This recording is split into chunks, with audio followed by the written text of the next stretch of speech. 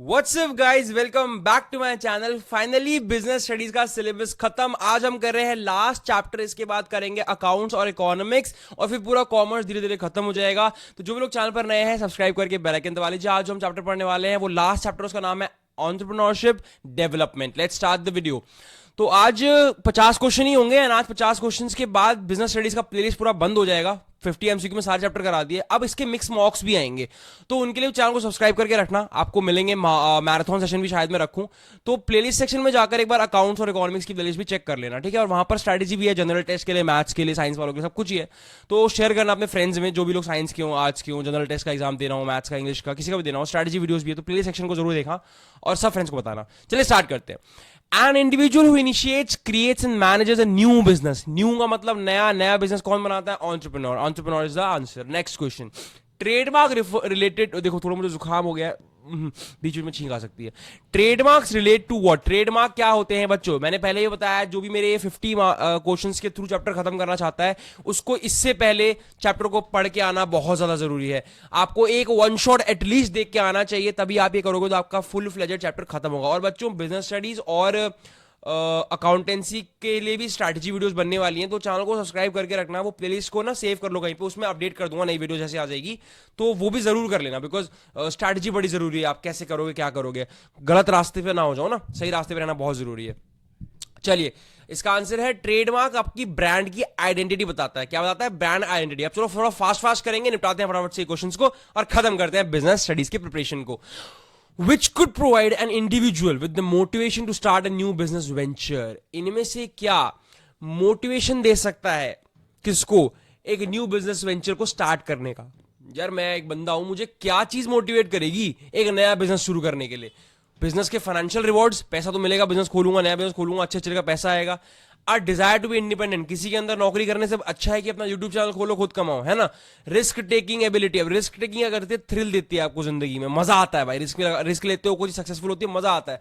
तो ये सारी ही चीजें आपको मोटिवेट करती हैं कि यार मैं रिस्क लेऊंगा, मैं पैसा कमाऊंगा, अपना खुद के पैरों पर खड़ा होऊंगा, किसी के अंदर काम नहीं करूंगा।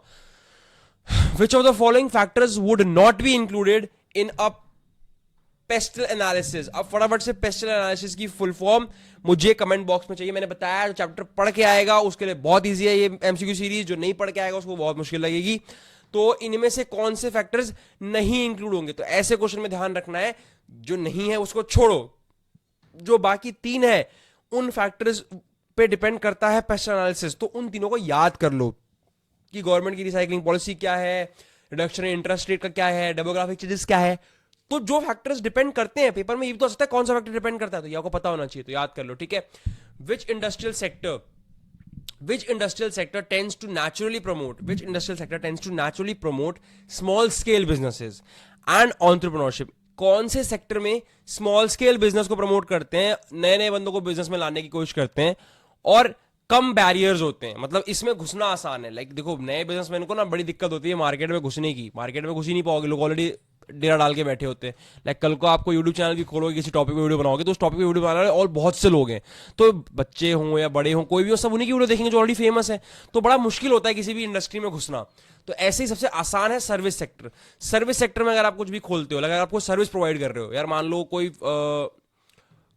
मान लो आपने फिजियोथेरेपी का वो खोल लिया कि हम फिजियोथेरेपी करके देंगे, तो यार आपकी भी चल जाएगी, किसी और की भी चलती थी ना, आपकी भी चल जाएगी। तो उसमें थोड़ा सा कम बैरियर होते हैं, वहां भी दिक्कत आएगी, जो फेमस वाले लोग उनके यहाँ ज्यादा जाएंगे, बट आपकी भी चल जाएगी अगर आप अच्छी सर्विस, स्किल बंदे लाओगे, सर्विस अच्छी प्रोवाइड करोगे। समझ गए? Why are small businesses important? थोड़ा सा ब्रीदिंग में इशू हो रहा है, जब जुकाम बहुत होता है ना तो ये होता है। Why are small business important to a country's economy? जो छोटे छोटे बिजनेस हैं यार, वो जरूरत क्या है, मतलब कंट्री को सपोर्ट करती है। क्यों बोलते हैं मोदी जी की नए नए दुकान खोलो, पकौड़े का ठेला लगाओ, पर अपना काम करो? क्यों? इससे क्या मिलता है कंट्री को ये सब कुछ मिलता है, ये सारे बेनिफिट्स है। याद कर लो, रट लो, तीनों को अच्छे से पढ़ लो, आपके पेपर में इनमें से कोई एक होगा, आपको पता होना चाहिए क्या क्या बेनिफिट्स है। मैं खुद इतना खुश हो रहा हूँ ना, आज की लास्ट वीडियो बना रहा हूँ, बिजनेस स्टडीज का सिलेबस खत्म होने जा रहा है। I am feeling very happy. बहुत लंबा सफर तय किया, 1.5-2 महीने लगाए हमने इसे खत्म करने में, और वीडियो में गैप था काफी, बीच में बहुत चीजें हो गई, फॉर्म आ गए, फॉर्म भर गए, चले गए, अपडेट आ गई, सीयूटी का पैटर्न चेंज हो गया, बहुत कुछ हो गया। A business arrangement where one party allows another party to use a business name, ऐसा कौन सा अरेंजमेंट होता है जिसमें एक पार्टी अलाउ करती है किसी दूसरी पार्टी को कि बिजनेस का ये नाम भी यूज कर लो और प्रोडक्ट्स और सर्विसेज भी बेच लो। तो ऐसे में होता है एक फ्रेंचाइज, फ्रेंचाइज मतलब समझे नहीं आप लोग, देखो जैसे मान लो कल को मुझे मैकडी खोलना है, तो तुम्हें क्या लगता है जो मैकडी के ओनर है वही हर जगह इंडिया में दुकान खोल रहे हैं? नहीं, मैं कोई जगह खरीदूंगा, सेटअप खरीदूंगा, मैं बड़ी सी दुकान लगाऊंगा, मैं मैकडी वालों को अप्रोच करूंगा कि आप अपना मैकडी का फ्रेंचाइजी मुझको दीजिए, मैं यहां पर मैकडी के नाम पे खाना बेचूंगा और आपका बहुत चलेगा। तो मैकडी अपनी रेसिपी भेजेगा, अपना मटेरियल भेजेगा, क्योंकि मैकडी के पैटी का टेस्ट अलग होता है ना, वो पैटी कोई बनाता नहीं है, मैकडी वाले सबको भेजते हैं, पर वो हर जगह दुकान नहीं लगाते, वो बस सामान भेज देते हैं कि हमारा सामान है, लोगों को यही टेस्ट खिलाना है, हमारा मैकडी का टेस्ट ही अलग है। तो इसे कहते हैं फ्रेंचाइजी लेना, कि सारा सामान वो खुद ही भेजेंगे, हमें सिर्फ सेटअप लगा के बेचना है और प्रॉफिट कमा के देना है उनको। Which of the following is the reason for business failure? Business के फेल होने के पीछे क्या रीजन है? क्या किन किन कारणों से बिजनेस खराब हो सकता है? मार्केट रिसर्च आपने अच्छे से नहीं करी, आपको नहीं पता मार्केट में कैसे कंट्रोल लेना था, कैसे घुसना था, फाइनेंशियल कंट्रोल नहीं है, पैसा कंट्रोल करना नहीं आता, मैनेजमेंट नहीं आती, तो फिर तो बिजनेस वैसे ही डूब जाएगा। तो ये सारे all of the above would be the right answer. The use of informal networks by entrepreneurs to gather information is known as, अब ये प्रोनाउंसिएशन पे मत जाना, कुछ लोग एंटरप्रेन्योर्स कहते हैं, कुछ लोग एंटरप्रेन्योर्स कहते हैं, ऑन्त्रे आंत्रे फर्क नहीं पड़ता, तो मैं एंटरप्रेन्योर्स कहता हूँ। तो जो यूज ऑफ इनफॉर्मल नेटवर्क्स है, जैसे मान लो एक होता है फॉर्मली किसी मिनिस्टर को अप्रोच किया, किसी एडमिनिस्ट्रेशन को अप्रोच किया, वो अलग बात है। इनफॉर्मली दोस्ती यारी के थ्रू किसी तरह इन्फॉर्मेशन गैदर कर रहा हूँ मार्केट के बारे में, ये जो करते हैं एंटरप्रेन्योर्स, नए नए आते हो बिजनेस में तो आप बहुत जगह से इन्फॉर्मेशन गैदर करते हो, तो उसे वो क्या होता है, वो है एंटरप्रेन्योरियल नेटवर्किंग। ठीक है, ये हमारा नेटवर्क है। Good sources of information for an entrepreneur about competitors can be obtain from, अच्छा अगर एक एंटरप्रेन्योर है उसे पता होना चाहिए भाई इस मार्केट में मेरे कॉम्पिटिटर कौन है, मैं यहाँ काम कर रहा हूँ, कौन कौन लोग हैं जो मेरे बराबर काम कर रहे हैं, मेरे से अच्छा काम कर रहे हैं, मेरे से पहले से काम कर रहे हैं, उनकी नॉलेज लेना। वो कहाँ कहाँ से ले सकते हो आप किसी वेबसाइट से भी पता कर सकते हो भाई इस बारे में कौन कौन काम कर रहा है, किसी लेफलेट से भी ले सकते हो, प्रोडक्ट इन्फॉर्मेशन लेफलेट से, कंपनी रिपोर्ट्स और पब्लिश अकाउंट से भी दे सकते हो, कि कुछ लोग हर कंपनी अपना रिपोर्ट डालती है ना और अपने अकाउंट्स भी पब्लिश करती है, तो ये सारे ही तरीके हैं बच्चे जिससे आप अपने कॉम्पिटिशन को जान सकते हो। A new ventures business plan is important because, एक न्यू वेंचर बिजनेस प्लान एक बहुत इंपॉर्टेंट, अब ये न्यू वेंचर कोई भी नया काम शुरू कर रहे हैं तो उसमें हमें बिजनेस को प्लान करना पड़ेगा, बिना प्लानिंग के काम कैसे शुरू कर दो? आपने प्लान नहीं किया, या मेरा समोसा बेचने का मन है, चलो कल से बेचूंगा, अरे कैसे बेचोगे, कितना सामान खरीदोगे, कितना बनाओगे, कौन बनाएगा, आदमी कितने रखोगे, कहाँ बेचोगे, बहुत प्लानिंग करनी पड़ती है ना। तो वो इंपॉर्टेंट है क्यों, ये सारे कारण है बच्चों, ये तीनों को याद कर लो, रट लो, सारे इंपॉर्टेंट कारण लिख दिया आपके पेपर में, इनमें से कोई एक, अच्छा मेरे पीछे कंस्ट्रक्शन चल रहा है, अगर उसकी वॉल्यूम बहुत ज्यादा आ रही है, I am so sorry, focus करो, या तो मेरी वॉइस बंद करके अब खुद से पढ़ के एमसीक्यू को आंसर करने की कोशिश करो, but these are all very important questions paper में आ सकते हैं।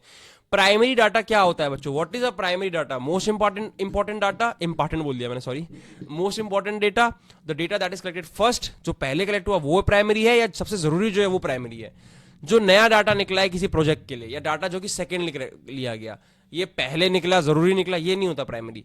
जो किसी एक प्रोजेक्ट को आप करने गए हो उससे स्पेसिफिक आपको जो सबसे पहला डाटा मिला, नया डाटा मिला, that is your new data specifically collected for a project is primary data.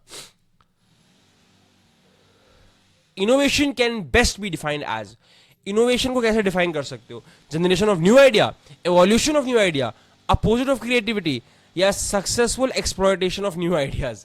It is the successful exploitation of new ideas. It's a very tricky question बच्चों, यहां पर आप generation of new ideas, evolution of new ideas confuse हो सकते थे बहुत ज्यादा, but इसका आंसर डी है, तो याद ही कर लेना एक तरह से। इनमें से कौन सी स्टेटमेंट एंटरप्रेन्योरशिप को बेस्ट एक्सप्लेन करती है? बच्चों ये क्वेश्चन अच्छा है, इंपॉर्टेंट है, चलो फटाफट से चारों ऑप्शंस को पढ़ो, आपको 5-10 सेकंड में दे रहा हूं, ज्यादा टाइम होगा नहीं वरना आपके पास, और मुझे बताओ कि इनमें से ये सब डेफिनेशंस हैं, इनमें से क्या बेस्ट डेफिनेशन है एंटरप्रेन्योरशिप के लिए? एक बंदा नया बिजनेस खोल रहा है, उसके लिए बेस्ट डिफाइन उसे कैसे करोगे आप? It would be entrepreneurship takes place in a wide variety of context. भाई बहुत कॉन्टेक्स्ट है, एंटरप्रेन्योरशिप किसी भी जगह कोई भी कर सकता है, कैसे भी हो सकती है, बहुत चीजें एंटरप्रेन्योरशिप में, ठीक है। तो next question, entrepreneurs are motivated by, किस चीज से मोटिवेट होते हैं? ये क्वेश्चन हमने पहले भी किया है, वहां पर हमने फाइनेंशियल एबिलिटी, रिस्क टेकिंग सब पढ़ा था, यहां पर उसके अलग अलग नाम लिखे हैं और बात वही है। तो ये सारे कारण हैं जिनकी वजह से एंटरप्रेन्योरशिप आपकी इन्फ्लुएंस हो जाती है, ठीक है। Next question, which of the following are described as one of the big 5 personality traits? Very important question, ये बिग 5 पर्सनालिटी ट्रेट्स जो होते हैं बच्चों, ये बहुत इंपॉर्टेंट है, आपको पता होनी चाहिए कि कौन से आपके बिग 5 पर्सनालिटी ट्रेट्स हैं। These are need for achievement, these are what, these are need for achievement. Next question, Which of the following is least likely? Which of the following is least likely to influence the timing of new business births? इनमें से किस बात से कोई फर्क नहीं पड़ता कि नया बिजनेस कब खुलेगा? तो आपके वेदर कंडीशन से कोई फर्क नहीं पड़ता, 90% बात है। लेकिन ये भी कुछ कुछ बिजनेस में फर्क पड़ता है वेदर कंडीशन से, लेकिन लीस्ट लाइकली, सबसे कम इनको कंसिडर किया जाता है।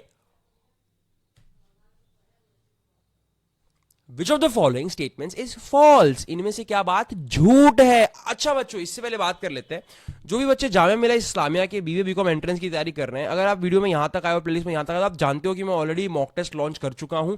सिर्फ और सिर्फ 1-1.5 महीना बचा है जामिया के एंट्रेंस में, 24 या 25 मई को होने वाला है। तो अब यहां से आई गेस 40 डेज बचे, 45 डेज। अभी की अभी मॉक टेस्ट को परचेज करो, उसमें कमेंट बॉक्स में लिंक पिन कर दिया, उसमें आपको 3 मॉक टेस्ट मिलेंगे और एक पीवाईक्यू मिलेगा, सबके आंसर की लगी होगी। अभी परचेज करो, उसको पूरा सॉल्व करो, सबको ट्राई करो, देखो आपके कितने नंबर आ रहे हैं, 100 में से 10 आ रहे हैं, 20 आ रहे हैं, 30 आ रहे हैं। फिर पूरा सिलेबस कंप्लीट करो, 30 दिन बाद उन्हीं मॉक टेस्ट को फिर से लगाओ और देखो आपने कितना इंप्रूवमेंट किया। तो फटाफट से मॉक टेस्ट को परचेज कर लो, उसके प्राइसेस बच्चों बढ़ जाएंगे जैसे ही आप एग्जाम के करीब जाओगे, फिर वो महंगा हो जाएगा। अभी सिर्फ और सिर्फ 299 रुपीज का है, फटाफट से जाओ परचेज कर लो, कमेंट बॉक्स में पिन कर दिया लिंक, गूगल फॉर्म भरो, पेमेंट करो, आपको 24 घंटे के अंदर मॉक टेस्ट में भेज दूंगा मेल पर, पर्सनली आप लाइफ टाइम के लिए रख सकते हो। आ जाते हैं फटाफट से अगले क्वेश्चन पे। The purpose of all good small business strategy is, जो पर्पस है उन सभी छोटे छोटे बिजनेस जो होते हैं उनका पर्पस क्या होता है? एक अच्छी बिजनेस स्ट्रैटेजी का पर्पस क्या होता है? मतलब मैं अगर एक बिजनेस स्ट्रैटेजी बना रहा हूं और मैं अच्छी बना रहा हूं, तो मेरा पर्पस क्या होगा? मेरा पर्पस होगा कि मैं जो भी ऑब्जेक्टिव सेट कर रहा हूं ना, मैं उन्हें अचीव कर सकूं। बेसिक बात है, हर किसी का ऑब्जेक्टिव अलग हो सकता है, पर कैसे अचीव होगा वो बहुत जरूरी हो जाता है। Next question, which of the following is a recognized disadvantage of setting up as startup as compared with other routes to market entry? इनमें से क्या एक डिसएडवांटेज है of setting up a startup as compare with other routes to market entry? It is there is high failure rate, there is a high failure rate. Next question, someone legally appointed to resolve the financial difficulties of an insolvent firm is called? अगर कोई बंदा legally appoint हुआ है to resolve the financial difficulties of an insolvent firm, तो वो क्या है? वो बंदा कौन है? मतलब किसको अपॉइंट करते हैं यार, सीधे पूछ रहे हैं, किसको अपॉइंट करते हैं कि फाइनेंशियल डिफिकल्टीज को सॉल्व करने के लिए of an insolvent firm? Insolvent firm कौन सा होता है बच्चों? जो डूब गया है, उसके लिए किसी एडमिनिस्ट्रेटर को रखा जाता है। नेक्स्ट क्वेश्चन, गुड्स और services reach the market place through? Goods और सर्विसेज मार्केट प्लेस को कैसे रीच करते हैं, कैसे पहुंचते हैं? अपने मार्केटिंग चैनल्स के थ्रू। डिफरेंट डिफरेंट चैनल्स होते हैं, रास्ते अलग अलग होते हैं, पर सारे लोग किसी ना किसी चैनल से पहुंचते हैं ना। चैनल मतलब रास्ता होता है basically. Next question, to provide financial assistance to entrepreneurs, the government has set up a number of, क्या फाइनेंशियल असिस्टेंस देने के लिए गवर्नमेंट ने क्या रखा है? भाई एंटरप्रेन्योर्स को मदद तो कर रही है गवर्नमेंट, सब कह रहे हैं, लेकिन कैसे मदद कर रही है? क्या बनाया उन्होंने फाइनेंशियल इंस्टीट्यूशंस बनाए हैं जो स्ट्रेट अवे हेल्प करने चाह रहे हैं। ठीक है, क्या बनाया उन्होंने? Financial institutions. Next question, state industrial corporation engage in development of, जो स्टेट इंडस्ट्रियल, जिन्होंने भी चैप्टर पढ़ा हुआ है उसके बारे में आइडिया होगा, वरना कोई आइडिया नहीं होगा। जो स्टेट इंडस्ट्रियल कॉर्पोरेशन है, एक सेकंड, जो स्टेट इंडस्ट्रियल कॉर्पोरेशन है वो किस चीज की डेवलपमेंट के लिए काम करती है? वो इंडस्ट्रियल एस्टेट्स की डेवलपमेंट के लिए काम करती है। किसके लिए काम करती है बच्चों? Industrial estates. Next question, Dash is the first development bank of the country. Dash is the first development bank of the country. It is हमारा IFCL। अच्छा ध्यान रखना, फर्स्ट सुन के ही ICI IDBL मत करके चले आना। It is IFCL। अब IFCL का फुल फॉर्म फटाफट से कमेंट बॉक्स में लिख दो बच्चों। जो भी बच्चे कॉमर्स के हैं, जनरल टेस्ट का एग्जाम अगर दे रहे हो BMS या BBA करने के लिए, तो जनरल टेस्ट की स्ट्रैटेजी वीडियो ऑलरेडी डल गई है चैनल पर। प्लेलिस्ट सेक्शन में जाओ, आपको स्ट्रैटेजी का एक अलग से प्लेलिस्ट बना दिया है, CUET 2025 स्ट्रैटेजीज के लिए, प्रिपरेशन स्ट्रैटेजी करके उसको देख लो। उसमें सारी स्ट्रैटेजी मिल जाएगी। इकोनॉमिक्स की भी स्ट्रैटेजी डल गई है, जनरल टेस्ट की डल गई है, बिजनेस और अकाउंट्स की भी जल्दी डल जाएगी, इस हफ्ते के एंड तक डल जाएगी, संडे सैटरडे तक डल जाएगी। तो सारी प्लेलिस्ट देखकर अपनी प्रिपरेशन को एक्सेल करना, ठीक है। और चैनल को सब्सक्राइब करके बेल आइकन दबाओ। और वीडियो में अगर यहाँ हाफ तक आ गए हो ना, तो लाइक भी कर दिया करो। आपके लाइक करने से आपको कुछ नहीं जाएगा, पर ये वीडियो और बहुत बच्चों के पास पहुंचेगी, तो मुझे हेल्प मिलेगा और मोटिवेशन मिलेगा पढ़ाने के लिए। IFCI का फुल फॉर्म आप लोग बताएंगे फटाफट से, जरा 5 मिनट है आपके पास। अच्छा, पिछले क्वेश्चन में मैंने यही पूछा था कि IFCL, ओके, IFCI होता है शायद, हाँ। IFCI का फुल फॉर्म होता है बच्चों, it is the industrial finance corporation of India. Next question, IFCI, वो IFCI होगा, FCL लिखा है शायद वहां पे। IFCI has been converted into, IFCI को कन्वर्ट करके कुछ और बना दिया गया है। क्या बनाया गया? आपके पास है 5 सेकंड, कुछ भी पड़ा है तो बताओ। It's a joint stock company now. It is what? It is a joint stock company now. Next question बच्चों, सिडबी क्या है भैया? SIDBI was set up as a subsidiary of, पहले क्या था और बाद में सिडबी बन गया। It was what? बाद में क्या? IDBI था, अब वो सिडबी बन गया। IDBI था, अब वो SIDBI बन गया। तो नेक्स्ट क्वेश्चन, मुझे सिडबी का फुल फॉर्म भी चाहिए कमेंट बॉक्स में, IDBI का भी चाहिए। भैया पढ़ रहे हो तो मेहनत कर लो। जो बंदे ने लिख दिया फुल फॉर्म, जो लोग बाकी नहीं जानते, जाके उसके कमेंट को लाइक कर दो, उसकी अप्रिसिएशन कर दो। नहीं किसी ने लिखा है तो आप ढूंढ के लिख दो, आपको पता है तो आप लिख दो। फुल फॉर्म लिखो, मेहनत करो, एंगेज करो। विच of the following is the function of SIDBI? इनमें से क्या सिडबी का फंक्शन है? Very very important question. SIDBI के बारे में बहुत क्वेश्चन आएंगे बच्चों। ये सारे फंक्शन है सिडबी के, मैंने इसीलिए यहां पर मेंशन करते हुए लिख दिया ताकि आप सारा जान सको, आपको सब चीज के बारे में बच्चों पता एक बार को चल जाए। नेक्स्ट क्वेश्चन, सारे आप जान लोगे तो आपके पेपर में जो भी ऑप्शन आएगा आप कर दोगे ना। अब बचे सिर्फ 20 क्वेश्चन, फटाफट से निपटा के चलते हैं। एसएफसी बताओगे क्या होता है? Is prohibited from granting financial assistance. देखो क्वेश्चन को ना अगर ढंग से पढ़ लोगे, आपको कुछ फुल फॉर्म्स नहीं भी आते हैं तब भी आपको कोई एज इशू नहीं आएगा। यार ये पीछे कंस्ट्रक्शन चल रहा है, बहुत शोर आ रहा है क्या आप लोग को? 1 मिनट रुक जाना यार। चलो ठीक है, कोई बात छोड़ो, शायद अगर थोड़ा शोर आ रहा है तो एडजस्ट कर लो यार। वैसे तो नॉइस कट लगाया मैंने। SFC is prohibited. एसएफसी क्या होता है? It is state financial commission. It is basically, मैं इसका फुल फॉर्म बताता हूं, वैसे आगे से नहीं बताऊंगा, इसका बताता हूं। It is state financial corporation, ठीक है। हाँ मोस्ट प्रोबेबली इसका यही होता है वैसे तो, स्टेट फाइनेंशियल कॉर्पोरेशन, हाँ यही होता है। ये इसको मना किया गया है फाइनेंशियल असिस्टेंस देने के लिए उन कंपनी को जिनका पेड अप कैपिटल इस अमाउंट से ऊपर चला गया। मतलब मदद आप उसकी करते हो जो जरूरत है मदद की, जो ऑलरेडी अमीर है उसको पैसे थोड़ी दिए जाते हैं। तो सिडबी को मना किया गया कि जिन लोगों के पास 1 करोड़ से ज्यादा रुपए ऑलरेडी हैं उनको मदद आप नहीं करेंगे, ठीक है। सिडबी को क्या मना किया गया है कि जो 1 करोड़ से बड़ी कंपनी उनकी हेल्प नहीं करनी है। Is a form of financial, specially financing का एक फॉर्म है। इनमें ये ऑप्शंस में से एक फाइनेंसिंग का एक फॉर्म है जो हाई टेक्नोलॉजी वाले फंडिंग के लिए पैसे देता है basically. Specially for funding high technology, high risk perceived, high reward projects. वो जो प्रोजेक्ट होते हैं ना जिनमें बहुत हाई टेक्नोलॉजी यूज होगी पर उनसे पैसा भी बहुत आएगा, रिस्क भी बहुत है बट फायदा भी बहुत होगा, उनकी फंडिंग के लिए बच्चों आपका सीड कैपिटल, व्हाट, उनकी फंडिंग के लिए क्या यूज होता है बच्चों? सीड कैपिटल यूज होता है। Next question, very good. It's favourite set of dash is a favourable set of circumstances that creates a need for a new product, service और बिजनेस। क्या है एक फेवरेबल सेट ऑफ सर्कमस्टांसेस जो कि need पैदा करता है किसकी? एक नए प्रोडक्ट की, सर्विस और बिजनेस की। अनीश, अब आपको बताना पड़ेगा जो नीश है या नीशे है या नीक है, आपको इसका बताना पड़ेगा बच्चों, इसके बारे में थोड़ा सा डिटेल बताना पड़ेगा। मैंने तो बेसिक बता दिया कि ये एक फेवरेबल सेट ऑफ सर्कमस्टांसेस हैं जिससे नीड पैदा होती है, जरूरत पैदा होती है एक नए प्रोडक्ट की, सर्विस या बिजनेस की। तो ये हो गया niche. Next question, TIIC is sponsored by the. देखो टीआईआईसी को कौन स्पॉन्सर करता है, इनने आपसे ये पूछ लिया। तो इसके लिए पहले आपको जाना पड़ेगा टीआईआईसी। मैं 3 सेकंड दे रहा हूं, अगर किसी को याद है कमेंट बॉक्स में लिख दो, फिर मैं बता दूंगा टीआईआईसी क्या होता है। वैसे तो या देखो, अब देखो एक बात आप खुद भी लगाओ ना, तो हर चीज साउथ इंडिया ऑप्शन में देखो, सब कुछ साउथ इंडिया का है। तो टी से तो तमिलनाडु हो सकता है कि नहीं हो सकता है? दिमाग लगाओ। चलो नहीं भी लगाओगे कोई नहीं, मैं एक हिंट दे रहा था। तो तमिलनाडु इंडस्ट्रियल इन्वेस्टमेंट कॉर्पोरेशन, ये होता है टीआईआईसी। अब इतना स्पेसिफिक क्वेश्चन आएगा भैया, आ सकता है। इसको स्पॉन्सर किया गवर्नमेंट ऑफ तमिलनाडु ने। टी से तमिलनाडु, टी से टीआईआईसी, ऐसे भी कर सकते थे बट चलो। In backward areas term loans for expansion और setting up of a new unit are available at. जो बैकवर्ड एरियाज हैं बच्चों, वहां पर जो टर्म लोन्स होते हैं, term loans type of loan जो कि एक्सपेंशन के लिए दिया जाता है। कोई नया बिजनेस किसी ने खोला है, नया यूनिट किसी ने बनाया, तो उसके एक्सपेंशन के लिए उसे दिया जाता है। वो कौन से टर्म्स पे अवेलेबल होता है? लेकिन हर लोन की एक टर्म होती है ना, तो जो टर्म लोन होते हैं वो कंसेशनल टर्म्स पे होते हैं। अब कंसेशनल टर्म्स तो हमने बता दिया कि भाई इसके बेसिस पर टर्म लोन मिलता है बैकवर्ड एरिया में। पर कंसेशनल टर्म्स में होता क्या क्या है, कमेंट बॉक्स में फटाफट से लिख दो जिसको भी नॉलेज है।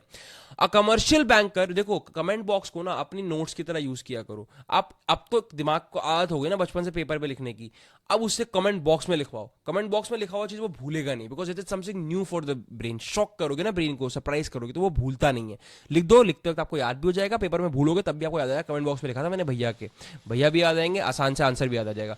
एक कमर्शियल बैंकर प्रेफर करेगा a debt equity ratio over the years as it indicates financial strength of a unit.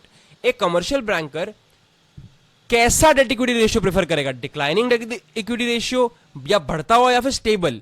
अब किसी कंपनी का डेट इक्विटी रेशियो गिर रहा है, मतलब जो उसकी कंपनी में डेट जो है वो ज्यादा है, इक्विटी बहुत कम है ना, बहुत कम हो गई, बहुत ज्यादा कर्जे में, तो क्या वो बंदा उसको फाइनेंशियल स्ट्रेंथ बताएगा कि यार बहुत मजबूत है? नहीं ना।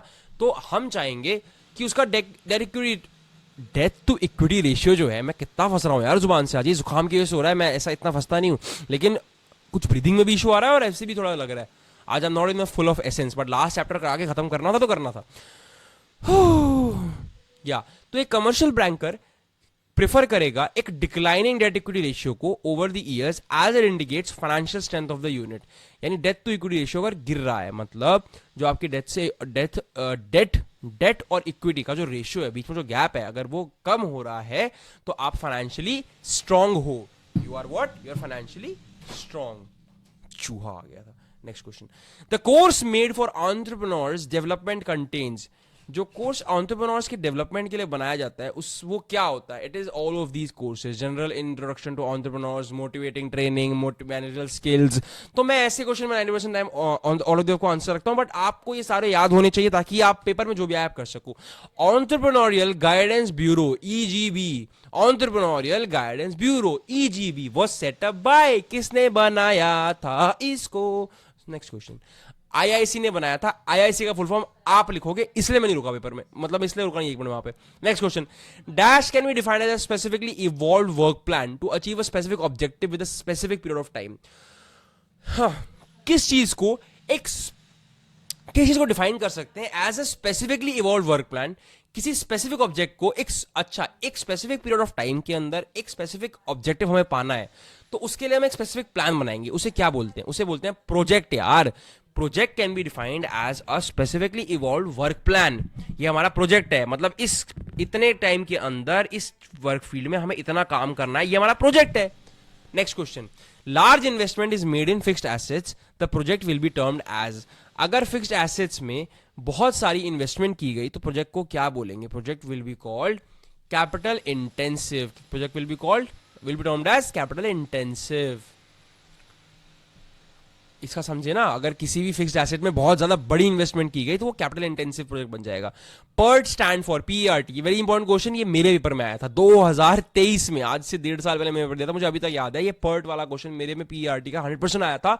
इसका फुल फॉर्म होता है बच्चों program evaluation and review techniques. मुझे उस टाइम पता था, इसलिए मेरे बिजनेस स्टडीज में अच्छे नंबर आ गए थे। मेरे मतलब बहुत अच्छे नहीं आए थे, मेरे 200 में से 176 आए थे। मेरे से 4 क्वेश्चन गलत हो गए थे, सिर्फ 4 ही क्वेश्चन गलत हुए थे आउट ऑफ 40, मेरे से 4 ही गलत हुए थे। बट अगर आपने 4 गलत किए मतलब आपके 20 मार्क्स तो वो कट गए, है ना, एंड 4 मार्क्स और कटेंगे बिकॉज चारों पे 1-1 मार्क की नेगेटिव मार्किंग थी। तो मेरे 176 आए थे, और जिससे मेरी 90% तो बनी गई थी, बस 4 ही क्वेश्चन गलत हुए थे। बट वही है, ये 20-25 मार्क्स से ना फर्क पड़ जाता है। Dash is use to accomplish the project. 176 आए थे या 182 आए थे क्या? 182 आए थे, 3 क्वेश्चन गलत हुए थे मेरे बस। देखते हैं, चलो कोई नहीं, बताऊंगा कभी अपना रिपोर्ट कार्ड देख के। Dash is use to accomplish the project economically in the minimum available time with limited resources.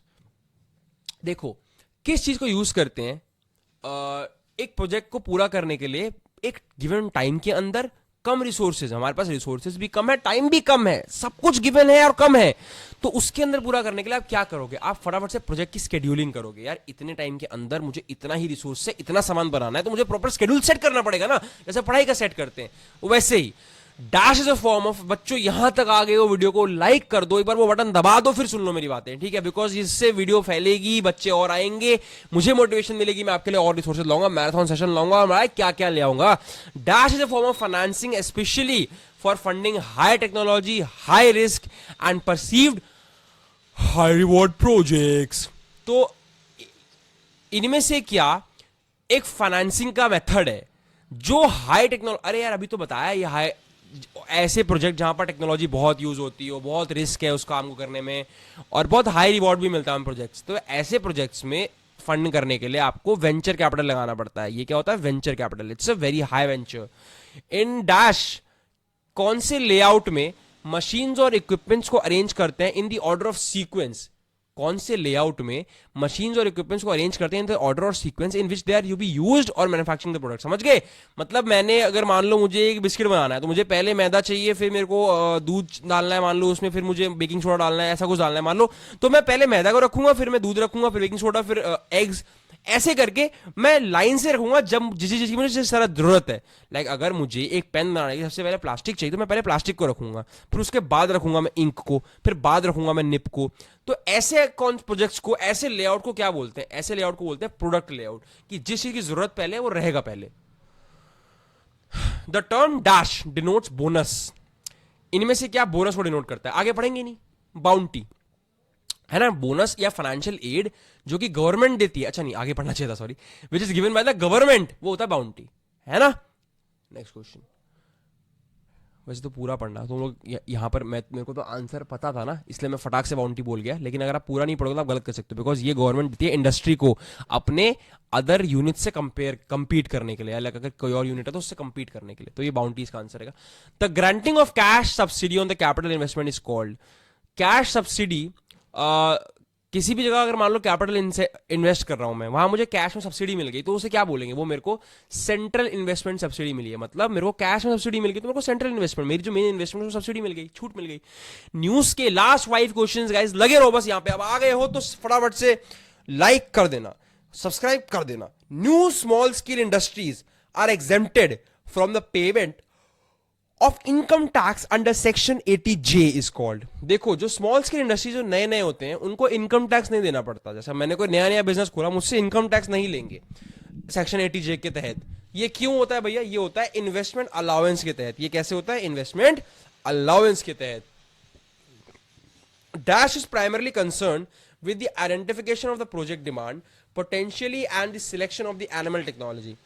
देखो, क्या चीज प्राइमरीली कंसर्न है with the identification of the project demand? अच्छा, ये पूछ रहा है, ये जो नीचे 3-4 एनालिसिस दिए हुए हैं, इनमें से कौन सा एनालिसिस मेनली आइडेंटिफाई करता है प्रोजेक्ट की डिमांड क्या है और किस तरह की टेक्नोलॉजी से वो प्रोजेक्ट हो जाएगा? तो इनमें से कौन सा एनालिसिस हमें पता चलता है? इसके लिए हमें करना पड़ता है टेक्नो इकोनॉमिक एनालिसिस। अगर आप टेक्नो इकोनॉमिक एनालिसिस करते हो तो आप पता कर सकते हो कि यार इस प्रोजेक्ट की डिमांड क्या है प्रोजेक्ट की और कितने टेक्नोलॉजी से हो जाएगा। Last 3 questions. Dash refers to some action which is the time consuming effort necessary to complete a specific event. ये जो नीचे ऑप्शंस दिए हैं ये रिफर करते हैं कुछ एक एक्शन को जो कि एक टाइम कंज्यूमिंग एफर्ट है लेकिन उसकी जरूरत पड़ती है किसी भी स्पेसिफिक इवेंट को कंप्लीट करने के लिए। तो वो है बच्चों आपकी एक्टिविटी। कोई भी एक्टिविटी करोगे उसमें टाइम लगेगा, लेकिन कोई भी इवेंट उसको किसी भी एक्टिविटी को किए बिना नहीं निकलेगा। Last 2 questions. DAS is a graphical representation of the various activities and event relating to a project. एक बहुत, इनमें से क्या एनालिसिस टेक्निक या मॉडल है जो कि एक ग्राफिकल रिप्रेजेंटेशन है। बहुत सारी, अगर हम मान लो ग्राफ के फॉर्म में दिखा रहे हैं कि यार हमारे प्रोजेक्ट में ना ये एक्टिविटी करनी है, ये इवेंट होगा, पूरा मैं प्लान दिखा रहा हूं ग्राफ के तहत, तो मैं क्या कर रहा हूं?